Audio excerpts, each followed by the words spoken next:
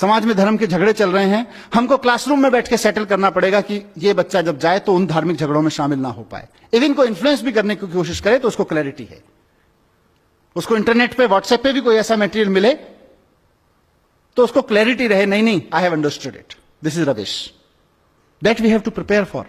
धर्म के जाति के झगड़े हैं, क्षेत्रवाद के झगड़े हैं, क्रिटिकल नहीं है। 5000 साल पहले जिसने कुछ कह दिया उसी को माने बैठे हैं। नया करने की क्षमता पैदा नहीं हो रही है हमारे बच्चों में। आप देखिए कितने बच्चे हैं जो नया पैदा कर सकते हैं, नया सोच सकते हैं, रिस्क ले, क्योंकि नया करने के लिए रिस्क चाहिए, रिस्क लेने की क्षमता चाहिए, और रिस्क लेने की क्षमता हम लोग नहीं पैदा कर पा रहे हैं बच्चों में। क्योंकि हम जब पैदा कर पाएंगे तो हमारी क्लास में पढ़ने वाले 40 बच्चों में से कम 38 के बीच होनी चाहिए। अभी तो 38 में से 40 में से 2 के बीच है, उसके बहुत सारे और संयोग कारण हो सकते हैं। क्योंकि जब क्लासरूम से रिवॉल्यूशन से पैदा होगा, कॉन्फिडेंस पैदा होगा, नया करने की जिजीशा पैदा होगी, हिम्मत पैदा होगी, तो वो 40 में से 38 बच्चों की में पैदा होगी कम से कम। और उसका नतीजा क्या हो रहा है? एक नेशन जो अपने आप में कॉन्फिडेंट नहीं है, एक सोसाइटी जो अपने आप में अपने थॉट्स पे कॉन्फिडेंट नहीं है, अपने थॉट्स के प्रति क्रिटिकल, अपनी कन्वेंशंस के प्रति क्रिटिकल नहीं है, कुछ नया करने की हिम्मत नहीं जुटा पा रही है। 1500 साल पहले आर्यभट्ट ने कहा था शून्य है, शून्य की खोज की उसने किया, और हमने 1500 साल क्या किया? हमने 1500 साल गाना गाया, जब जीरो दिया मेरे भारत ने दुनिया को तब गिनती आई। हमने गाना गाया, और उसी शून्य का 1500 साल पहले जिस हिंदुस्तान ने शून्य का आविष्कार किया, उसी शून्य का इस्तेमाल अमेरिका और यूरोप के साइंटिस्ट ने करके पूरा साइबर वर्ल्ड उस शून्य में खड़ा कर दिया। हम गाना गाते रह गए, जब जीरो दिया मेरे भारत ने दुनिया को तब गिनती आई।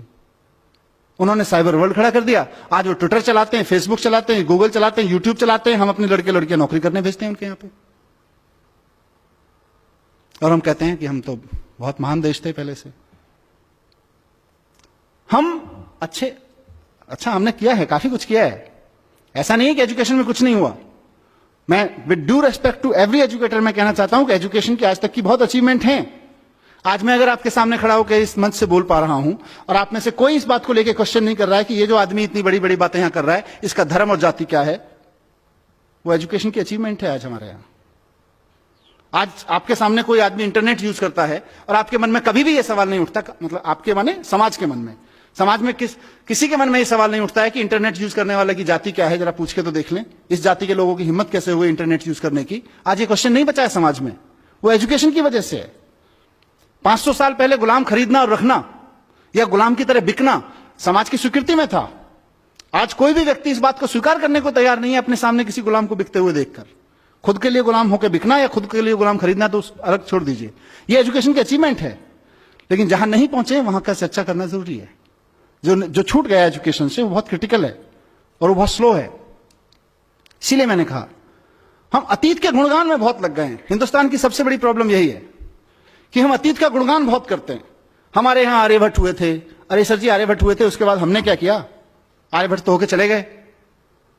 मुझे कई बार लगता है कि अगर आइंस्टाइन हिंदुस्तान में पैदा हुए थे तो हिमालय में एक मंदिर बना देते हम लोग उसका, और समझा रहे होते अपने बच्चों को 14 कोस की परिक्रमा है, सीधे चले जाओगे, पेट के बल लेट के जाओगे तो जल्दी साइंस समझ में आ जाएगी।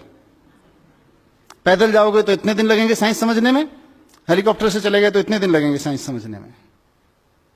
मैं किसी धर्म और किसी मान्यता का अपमान नहीं करना चाहता हूं, उनकी सबकी एक साइंस है। हमने अपनी साइंस के चक्कर में वो साइंस भी खो गई।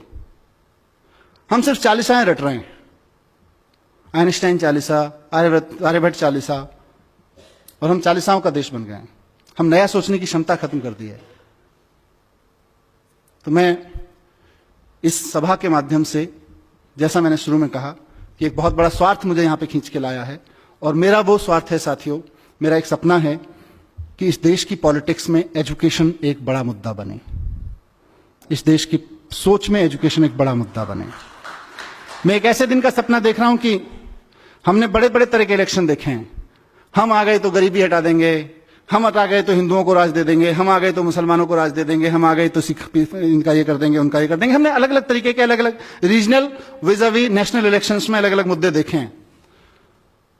मैं चाहता हूं कि इस देश में इस बात पर डिबेट हो और पॉलिटिकल पार्टीज आके खड़ी हों और कहें कि अगर हम आ गए तो हम एजुकेशन को यहां लाके खड़ा करेंगे, उस पर इलेक्शन लड़े जाएं।